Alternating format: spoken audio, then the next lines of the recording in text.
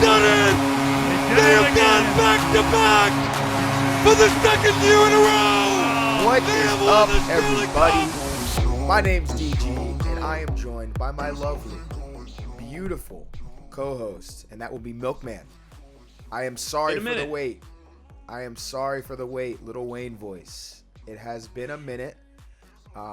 True Life, we recorded a whole podcast 2 weeks ago. Was never released because of the Loose Cannons travel. We didn't really think about that. We went to Atlanta, a lot of stuff, and then last week our schedules didn't match up. So we're back, and I'm sorry. This is just me starting off saying, from the bottom of my heart, I'm sorry if you enjoy this and you didn't get your lightning content. It's on me, Coach. I apologize. There were a few bloopers in there, so we'll maybe throw to like a bloopers episode down the road a little bit, something like that. But we'll see. Yeah, maybe. But do you want to apologize as well?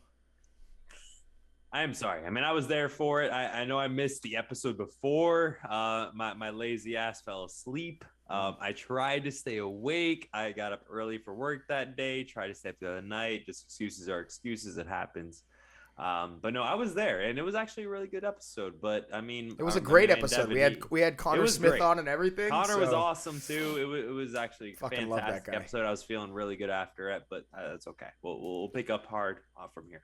So obviously we've missed a lot, but a lot. Milkman. Just before we hop into all that, this is live reaction.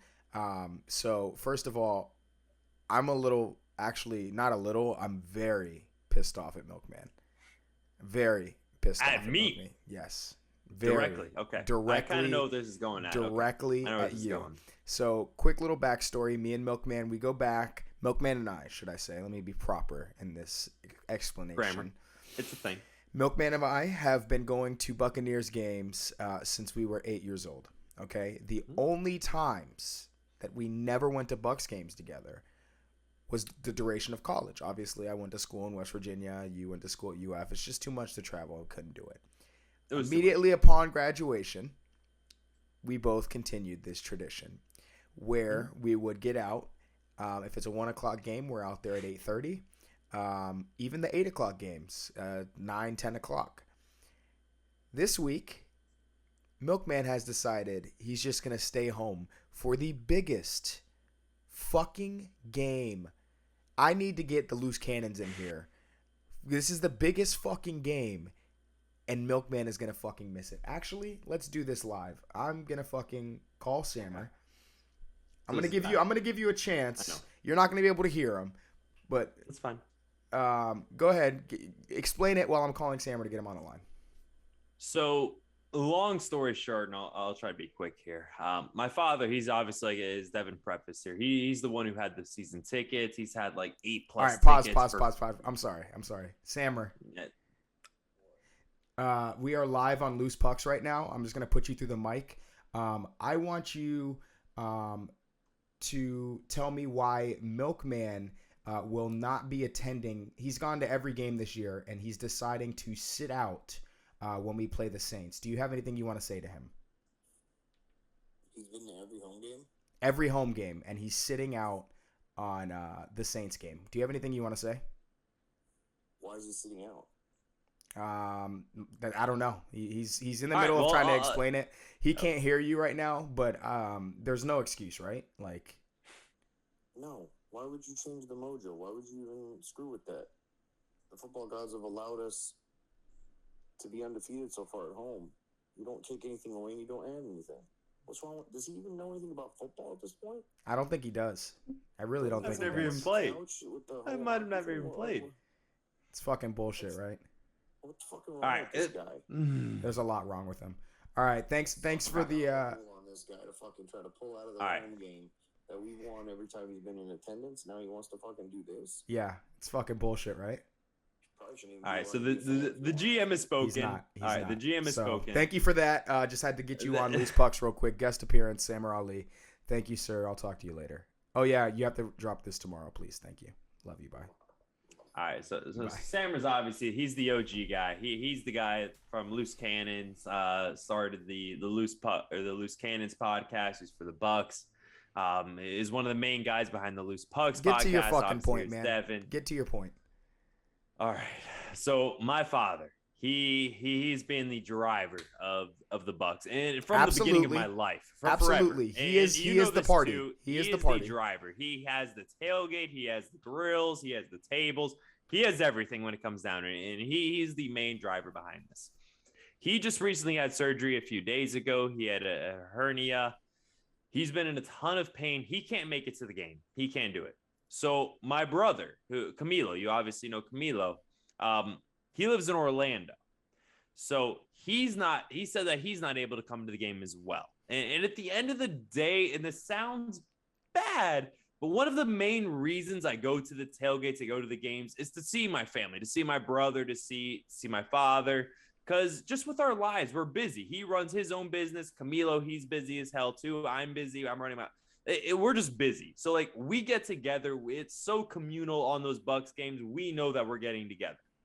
My dad, he cannot make it. He just had that surgery. He's struggling. He gets a pass. He's suffering. He gets a pass. 100% pass. You and Camilo don't get a pass. The party must go on. I would be upset if he went to the game. Me too. Camilo has to drive all the way from Orlando as well. He does it every week. What's the difference? He does. So the little bit of the difference is that we don't have the full tailgate trailer. Unless he goes early out of his day, he goes all the way to... He can go get the tailgate trailer. He can come stay at my house. And he says, and I have 3 beautiful screens here for him to fucking do it. So Camilo, if you're watching this, I agree. That fuck does you. add a few hours onto his commute in general, but I agree that is a possibility. So it's okay. We have another trailer coming. And there's a chance that maybe in the next 24 hours I change. Maybe I do show up to the game. Who knows? But right now, I know that I have to be up at 5 a.m. on Monday morning for work. I know that I'm going to be up till like midnight, and I only have so it's excuses that are... You are talking to a person who went to fucking Atlanta on zero sleep. Me, zero sleep. I slept on the plane. That was it. Went to work the next day. I don't want to hear it from anyone. Where's your commitment? To be honest, I'm probably going to That was my flu game. No, you're saying that for the people, and then you're going to give a bullshit excuse. You're going to give a bullshit excuse. How many times have I not gone to the Bucks games? At the end of the day, I'm fucking there. I show up, I'm there. All right, then next, if you're going, then I need your fucking brother there. I've already given a plan for the dog. I've given him a plan for work on Monday. He can stay here. I got 3 beautiful screens that he can work on. Then drive back Monday. Won't be tired. It's perfect. Win-win. Fuck y'all. All right. Enough of that. We've been going on for about 5 minutes, but live reaction. Too much. 5 minutes too much, but it happens. 5 minutes too much. I'm sorry if you had to witness that. But I just had to get it out because I didn't even say any introductory words besides turn your mic on to Milkman when he got in. Besides, fuck that guy. I didn't, but when you hopped in before we started recording, I didn't say anything. No, I agree. I didn't say anything. I just wanted to get right to this because I speak what's on my heart. So, well, let me get a little something off my chest. Is you were very confident going into the weekend. We went to the tailgate. This Mr. Hunter guy. I don't even know who this fucking Travis Hunter guy is. You literally beamed him into my brain of like how amazing Florida State's gonna be because of this Travis Hunter, who's about to take over the college world. And next thing I know, he's going to some FCS school. Please just use I'm going to give you the floor here. I am all ears on just what the fuck happened. Deion Sanders is the most iconic DB in the history of the NFL. Time. Yes or no? Yes or no? Absolutely. Yes. Okay. Prime time. Okay. If Deion Sanders walks into your house and offers you, and on top of it, you are getting $2 million as a 17-year-old. No, the NIL is a game changer. You're getting $2 million and primetime walks into your fucking living room. What are you doing? So this is where my I'm sorry, I didn't see Deion Sanders coming. Does Barstool back out of no, that if he goes to yes, 100%. Deion Sanders is part of Barstool. Okay, so that's the game changer. That's the entire game changer. I'm sorry I didn't see fucking Barstool coming out of nowhere and flipping our number 1 recruit in the nation. But guess what? And I'll tell you this. You gave me the floor. Let me finish. Absolutely. we have a top 15 class without the number 1 recruit in the fucking nation. In the Florida Gators, we beat Florida State 6-6, going to the Gasparilla Bowl. Congratulations. All right, go get your fucking bad boy lawnmower and go suck it. You have a top 50 class. You are literally ranked 50.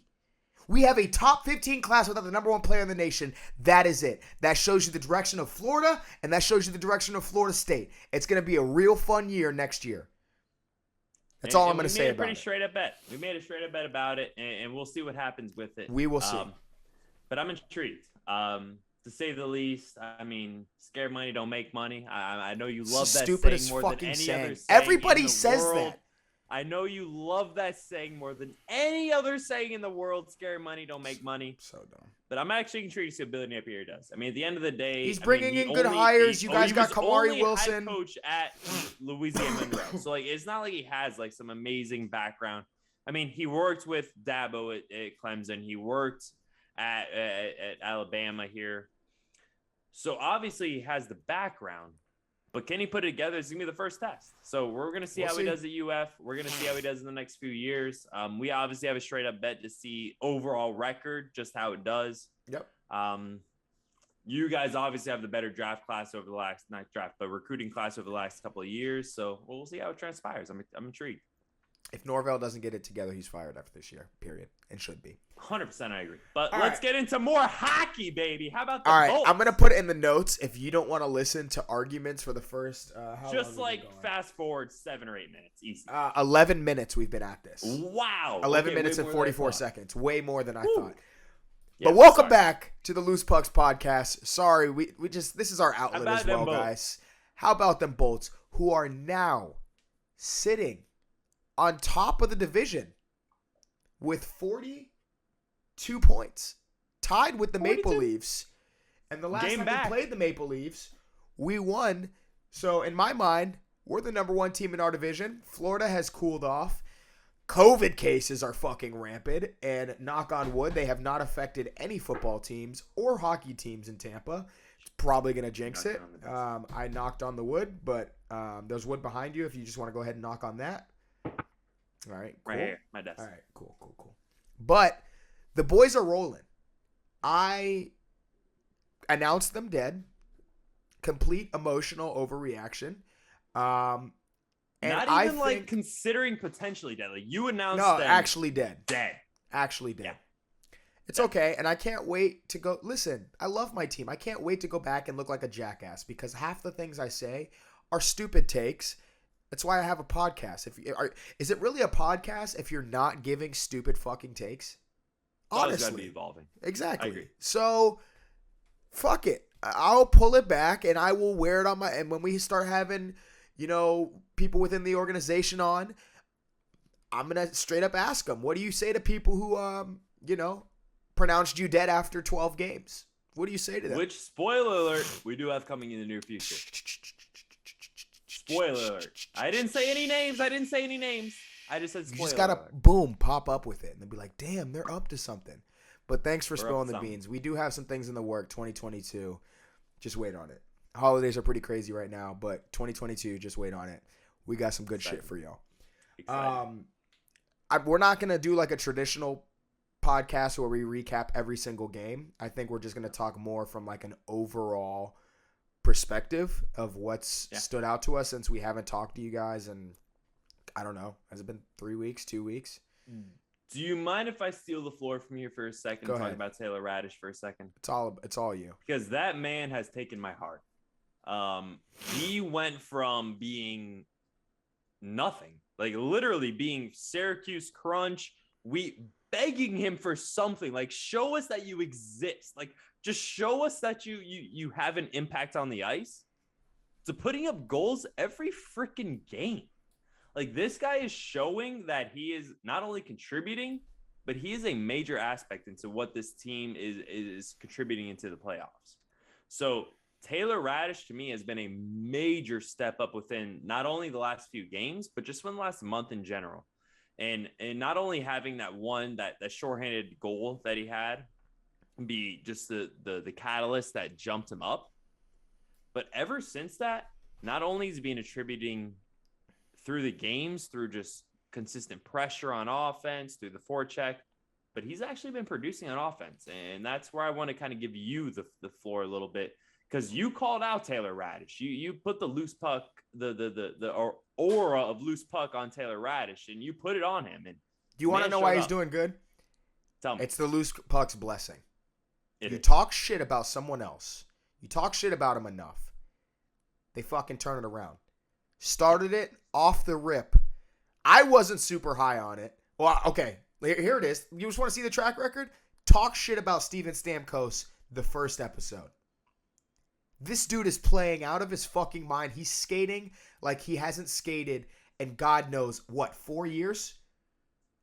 4 or 5 years? He's our MVP this year. He's Absolutely. by far MVP this year. Okay. Second blessing. I have allergies, guys. I swear to God, it's not COVID. Not COVID. Matthew Joseph. Do you want to know how glaring obvious it is that Matthew Joseph has gotten a million times better? He has Alyssa stepped up. Alyssa honestly, Miles. in my opinion, more than anybody else on the team. He has stepped up more than anybody else. Absolutely. To go from a dump and chase guy, positional, like, fourth line player. Like, he couldn't even get on the fourth line a year or two ago because he couldn't stay on his fucking feet. To the point now where he is a second to first liner contributing not only on the ice, but on the stat sheet. Fuck yeah. I'm all about Matthew Joseph. You want to know why it's glaring obvious? Alyssa, my girlfriend. Whoa, what happened to your camera? Little movement there. Alyssa, my girlfriend, she's watching the game. She goes, wow, he's gotten so much better. She knows nothing about hockey. Like, She watches, like, here and there. Like, she'll watch the big games. Obviously, every playoff game, because I make it, like, a whole thing in, like, our household. Like, hey, I got to watch the game, or I'm at Kyle's house watching the game. So she'll sit, if I'm at Kyle's or Milkman's house watching the game, she'll be at home watching the game. So she pays attention to the big games. But it's glaring that Matthew Joseph has gotten better, that a girl who doesn't watch hockey notices. So shout out to you. And let's pivot back to Taylor Radish. There's no surprise. It is the loose puck's blessing, period. 100%. What do you think the turning point is? I have the answer of what I think the turning point for him was, where it clicked and, like, he's like, oh, I belong here. What moment do you think it was? For me, it was that the goal that he had. Ooh, there it is. Where he was down. We were down 5-4. He was playing on the penalty kill, and he had some backhand where he had the goalie. Oh no, we're not talking about the same thing. And man. brought it backhand. So we're talking about different things. That's wait. He brought it backhand and scored that goal. That was the first goal of his career. Okay, that's it then. Okay, it was the nasty move. He brought it backhand, put it first goal. He didn't even celebrate. He just like, yeah, it happened. And he just kind of shucked it off, went to the net. And, like, all the other players were freaking out, going around him, cheers, and Hedman sprint to that puck, make sure he got it. But he was like, yeah, it just happened. It's a goal. Well, he was a scorer in the He's AHL, had so multiple goals since that. Yeah. And it's unfortunate. It took him, a couple months to get that first goal, but I fucking love the fact that he's contributing since then. Absolutely. And it's just getting the monkey off the back. Corey Perry, same way. Corey Perry took him forever to get his first goal. And now all of a sudden he's super clutch, starting to heat up scoring. And to be honest, I know this might sound like a wild take, but Point and Kucherov getting hurt actually is going to, like, we needed that. I'm so serious, guys. I think a great way to say no, it but is a we blessing needed in disguise. that because it, team, it didn't happen in the playoffs to where we were obviously going to struggle. Like, if this just happened in the playoffs, to where, like, we were full, and then all of a sudden we lost Point and Cooch, we're fucked. Like, if we play Florida first round without Point and Cooch, without any type of, we're done. Like, they're going to beat us.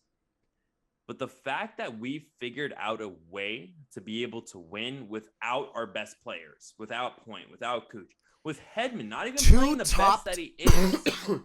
2 top 15 players in the league on the same team In the league, in are the out. entire league, are out for months, at least a month. And we've lost one game in the last 7 games. I think it's pretty. I think it's right.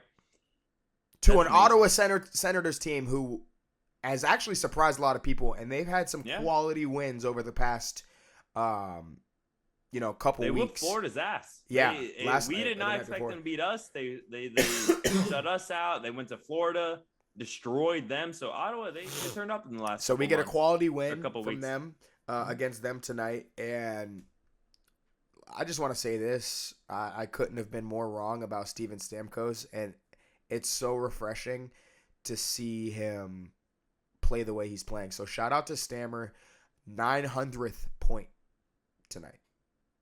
Huge. 900th Love the 900th point. I mean, we have a few milestones to hit. I mean, Gabriel Fortier getting his first goal. A few other guys, just rookies getting their first goals. Stammer getting his 900th point. Vasi just got a win that was obvious. I can't remember off the top of my head exactly what it was, but Vasi just hit a milestone as well.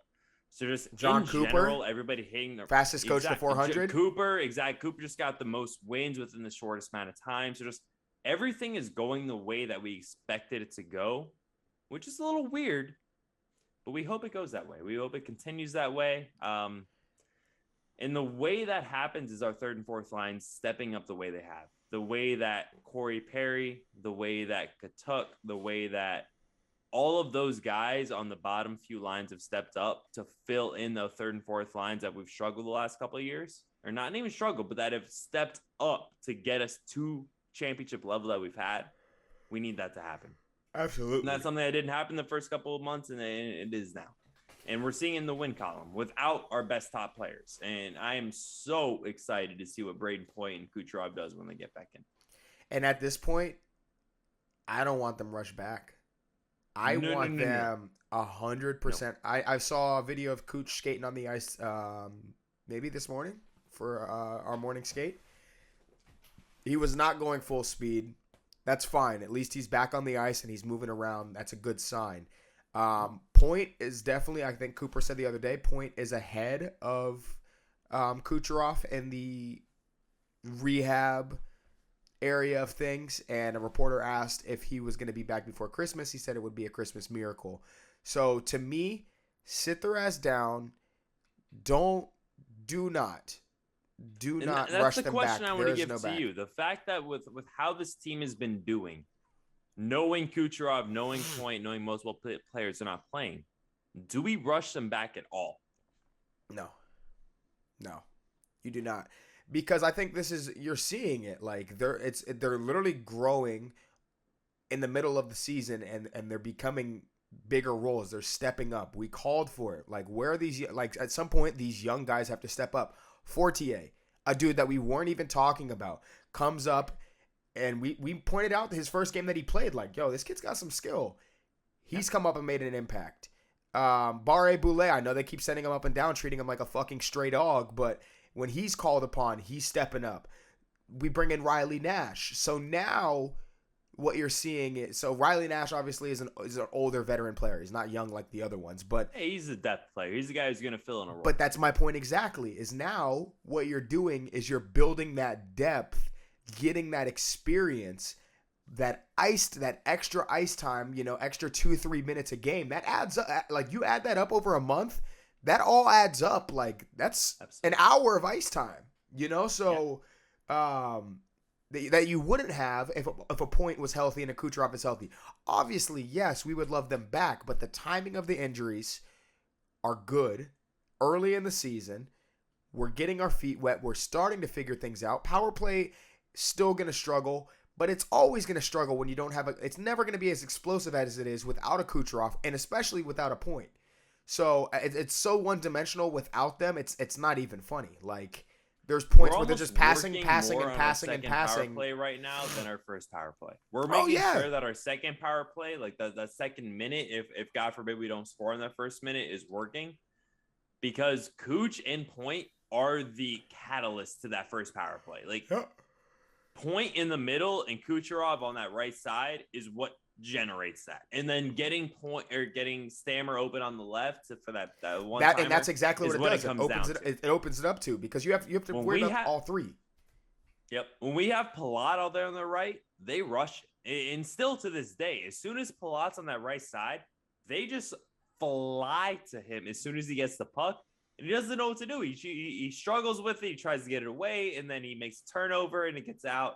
And the next thing you know, we're trying to get the puck back into possession. So once we get that stud group that would start at any team in the NHL, the first line, that Point, Stamkos group with Hedman on top, it's over. I genuinely believe that our PowerPoint is a 30% and above PowerPoint type of play. PowerPoint or power play? Are you doing Same like a college presentation or something? Is it due It's, tomorrow? it's all the same, but Okay. power play. So I think our power play is above 30%. It is a PowerPoint because Braden Point. Whoa! You just created something without even. Woo! You just created a tweet. It's a PowerPoint. It's a PowerPoint. I'm all. I am not even rescinding. I'm back to where I was. It's a PowerPoint with Braden Point. He is gonna drive this PowerPoint, and we are gonna shoot. And when he scores on it, be like, "Oh, what a PowerPoint that was." What a PowerPoint that was. I agree, 100%. We got to make T-shirts. PowerPoint. Yeah. It's the power of the PowerPoint. I'm all in. I'll endorse it. So, let's start with, I guess, let's kind of fade right into who stood out over these past couple weeks and who needs to step it up over these past couple weeks. For me, no doubt, Taylor Radish set up. I mean, we talked about it a few weeks ago. We needed someone, either Katuk or Radish or Sporty, or somebody needed to step up from those bottom lines and show themselves as a scorer. And Radish did it. I mean, he has not only shown himself as a scorer, but he showed himself as a prominent contributor to the offense and defense in that he is putting constant pressure. He's filling that role in that. And I know we don't talk about that third role, that third line with the Coleman, the Goodrow, the Gord as much anymore. But he's doing a fantastic job in filling that role. And that's a role that needs to be filled. At the end of the day, it needs to be filled. And I think that he's doing a great job. Who do you think has stepped up? Mine is kind of low key, but Pat Maroon, man. This dude has never had such a big role like he has. Back-to-back cupper. Okay. Yep. He is just so consistent out there. He looks slimmer. He's faster. And, dude, he's out there grinding, possessing the puck, making things happen. Just always a guy you can rely on, always been healthy. And I think that you've seen, now that he's been in Tampa, this is his third year, obviously, he never really had such a big role like he does this year. And that's just the lay of the roster. But you could tell, like, he's really stepping up. We brought him in to be a fourth-line guy. He's playing on the third line now. Well, third and fourth line right now, but I mean, his role has never been bigger with his time. I was going to ask you here. that. What do you think Maroon's role is? Pat Maroon's role has been in the last, let's say, at least this year, that has been different than the last couple of years. How do you think he stepped up? I think he's just more of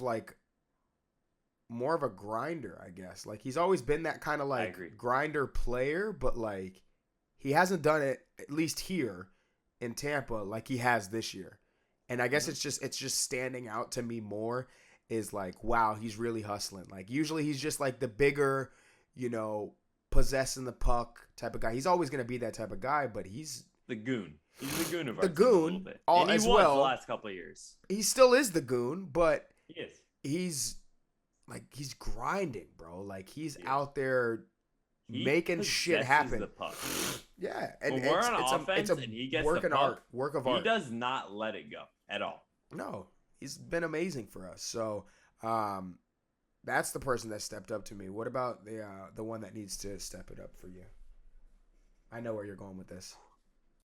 Honestly, needs to step it up for me, and this is gonna sound a little bit out of left field, but it's our backup goalie. It's Elliott. Oh, okay. And as much as Brian Elliott has stepped up in the last. Not this last game, but a few games before that, the gray hair, I appreciate it. He's done the best that he can. We needed him. This is the last start that he had, and he didn't come through. So at the end of the day, I think Brian Elliott needs to step up. Vasi, he puts it forth every game, regardless of what day, what time, what team. It doesn't matter. Vasi's going to step up. He's going to put his best effort in. We need Elliott to reciprocate that. And so I want Brian Elliott to step up. Skater-wise, I would have to say Kachuk, honestly. Okay. Real quick. It's gonna be like 5 seconds. Kachuk, Radish stepped up, and we put them both in the same field. We put Radish and Kachuk in the same field. We said one of them needs to step up. Radish did it. All right, so mission accomplished. Let's start attacking Kachuk. So Kachuk, he needs to step up. That's the end. Who are both of your guys? I just have one, and I'm glad you didn't take it. But it's gonna be Mikhail Sergachev. I want to see more offensive. Okay. I shit all over your fucking best and worst today. I fucking brought my A game. I like it. I brought my fucking A game. But I just want to see more, honestly, more offensive production. He's capable of doing that. He was supposed to take that next leap. Oh, my God. The Chargers just fumbled on the 1 yard line. No way. That's insane. But this is a guy that you expect more points. You expect a goal scorer. He has a lot of offensive ability. Sometimes when he's skating with the puck, he's skating it like a forward. He's deking people out. I need you to start tucking some shit in the net. And sometimes it's just those silly, it's almost like he plays like, maybe it's just a, never mind. I'm not going to say that. He just starts playing. He is a fantastic deke. No, I agree with that. He's a fantastic but deke. He but gets lazy. He gets lazy sometimes. And that's what pisses me off. Is like you just in my opinion, it's a little bit of Kucherov that is wearing off on him. He thinks that. I was gonna say what I really wasn't gonna say is that are the Russian players lazy? But then I immediately thought about Ovechkin, and that's just a horrible take. But so I don't know if it's a Russian thing, but a Kucherov is on my team. He does this. I can do this too type of thing. And I think that Sergachev sees the type of the backhand no-lookers that Kucherov does and thinks he can do that too. But when your defense, you can't take that risk. Right. You are the last line of defense. You cannot give up a chance to where it's a 1-on-0 on the goalie. Like, granted, Vasi, he stops most of that shit, but we can't take that risk. We're not trying to do that. And that's not something Sergachev can do. And Kucherov has that ability because knowing that he has Hedman, he has multiple guys behind him, to make that risk to get yourself you're another guy an open shot on the net, it's worth it. But not for Sergachev. He cannot take that risk. I agree 100%. I honestly, this is another live reaction. We should probably stop doing this podcast because we've been at it for 33 minutes, and we have not dropped Andrei Vasilevsky's name once. Shame on us. I mean, it is shame on us. I think that it is at this point where we know he's the GOAT. At least for me, and granted, if this is a hot take, please let me know it's a hot take. He is the best goalie of all time. And I am willing to rest on my deathbed saying that. He is the best goalie ever. I don't care. So-and-so didn't have enough equipment. So-and-so didn't have enough agility training. So fucking I don't care. Vasilevsky is the best goaltender of all time. So I don't know how else to explain that, how else to tell you guys that. But there is nothing that is keeping me from refraining from knowing Vasi's the best of all time. I'm not going to emphasize that and say that every single episode because you guys will get annoyed of it eventually. But at the end of the day, I will never regress from the fact that there's nobody ever than Vasi. Nobody better ever than Andrei Vasilevsky. Old heads are going to be mad at you, boy. They will. And have you ever seen Patrick Wall play? Please come at me. I am at Milkman. Please come at me. Milkman TBL. You won't. There is no Raw. Tell me, please tell me about Patrick Raw. I want to hear all about the guy. But no, Vasi's better. I'm sorry. I agree. I mean, there's nothing else to say. I think it's sickening that this is just what we come to expect from him. Hmm? Like, Did you This see is the just another save day in the on office. Kopitar on Tuesday? Kopitar The needs to change his overtime last. save? We need to go to his Wikipedia page and change Kopitar's father to Andre Vasilevsky because 100%. Kopitar makes all these great moves and Vasi just seems to rob him. Remember, this is the same guy that when Vasi had the behind the back fucking save, that was on Kopitar. And Kopitar is scoring on that 8 out of 10 times. Yeah. Easily. And Vasi stretches that left pad out.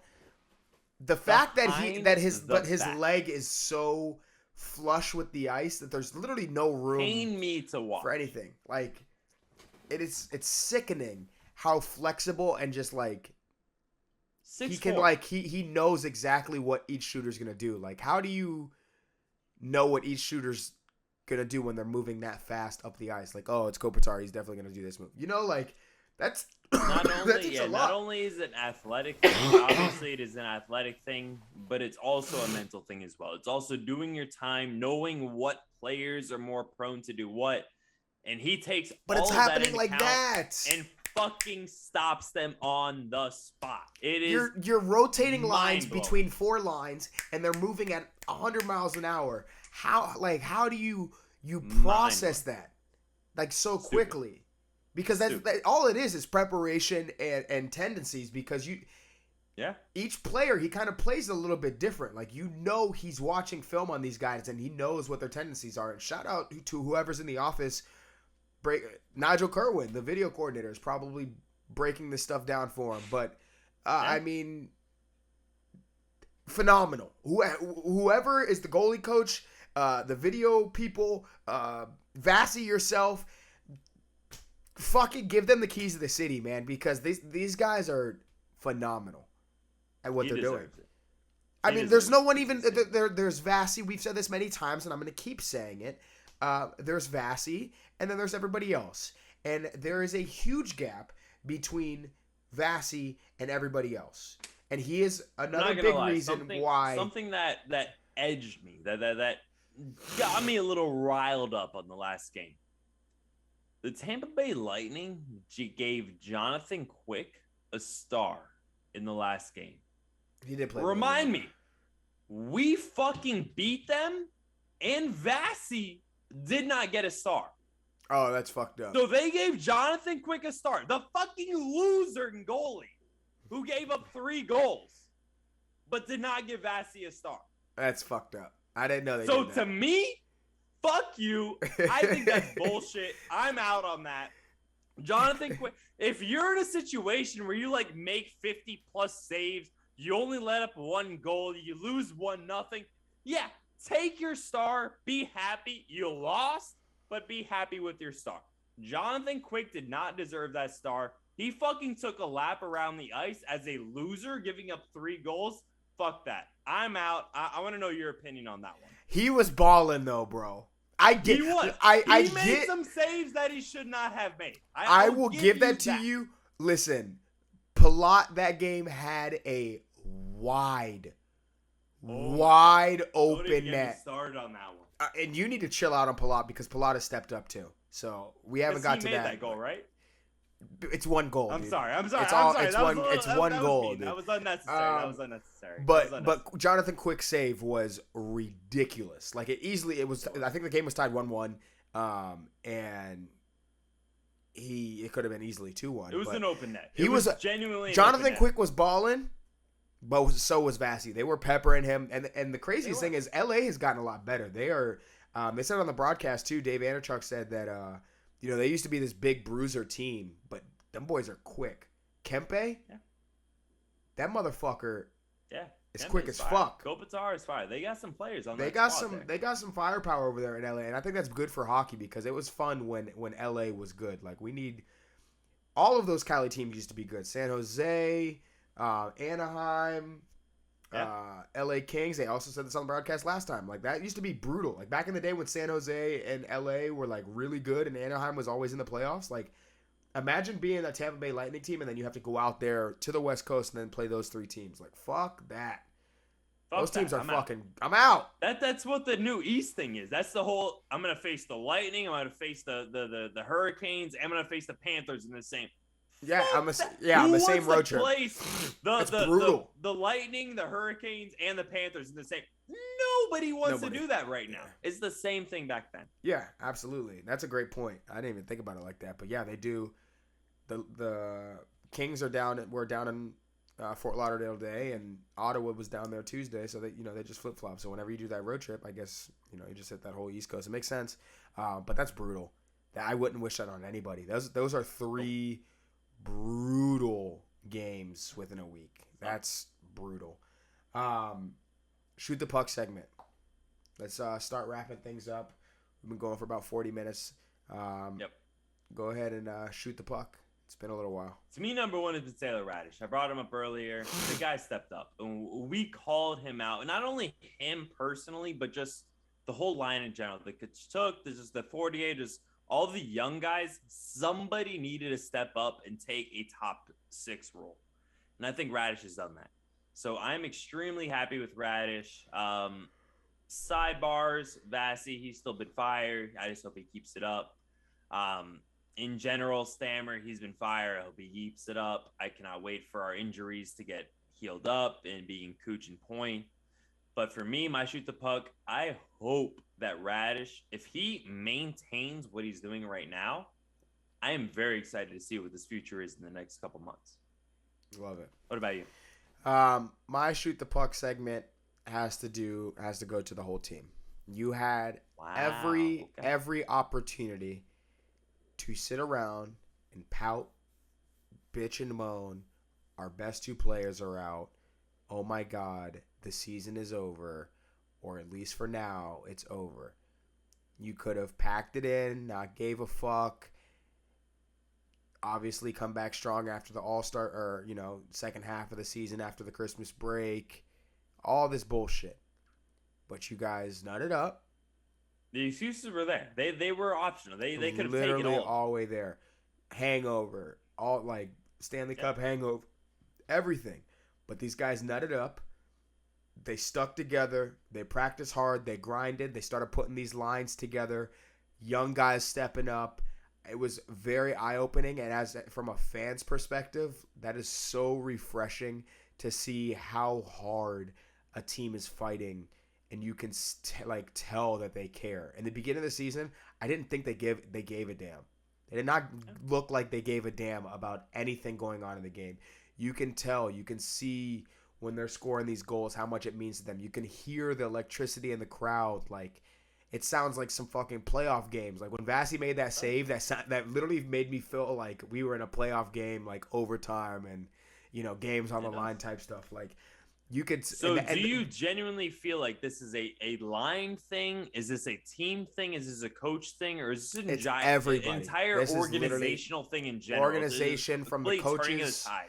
The It starts from the top down. It's finishing the job that you start, and that's Vinnick displays that with everything that he's done, and it trickles down. That's any good sports franchise. Of course, you're going to have some anomalies here and there, but every good sports franchise, it starts at the top.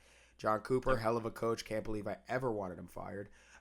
Stupidest thing I could have. Blows my mind you thought that. Like, that was a genuine thought of yours at one point. You were ready for Coop to be gone. Yeah, I was. I just can't believe it. Besides the point. He's a phenomenal coach. Phenomenal staff, everybody. And just to keep pushing on, and literally you could have folded it at any moment. And they didn't. And what have they done? They've thrived. And this is only going to make our team better, especially getting 2 top 15 players back. It's actually ridiculous that we've been able to sustain this success for so long. And literally the sky is the limit because, like, now the players that are really starting to, like, be our best players, they're all on rookie deals too. So, NHL, fuck you. Like, what? Like, they're going to keep saying, how the fuck do these players keep coming out of anywhere? You can't call this a fake cup if we win the cup this year. These are all homegrown motherfuckers besides Corey Berry. At that point, it's a 3-timer, true to true. There's no questioning that. Yeah. So. And obviously, I love the amount of the passion you have for it. And I'm really excited in the next few months. And I won't say any names, but we're excited to get some people within the organization itself to talk about this. And Yeah. we're obviously going to be more of an outside aspect, more of an onlooker view. But we'll get some people in here to talk about the actual what's going on in the organization, what's going on with the players, what they're feeling, things like that. And I'm really excited for that. Me as well. All right, folks. 44 minutes. I missed you guys. Appreciate you guys for tuning in, always supporting. Nothing else. Go Bolts. Mood is great. Let's keep this thing going so I don't jump off a ledge and pronounce this team dead for a second time. No. So. Not going to happen again. Not going to happen again. Nah. All right, this y'all. team is live and living. Go Bulls, baby. Go Bulls, baby. Catch y'all on the flip.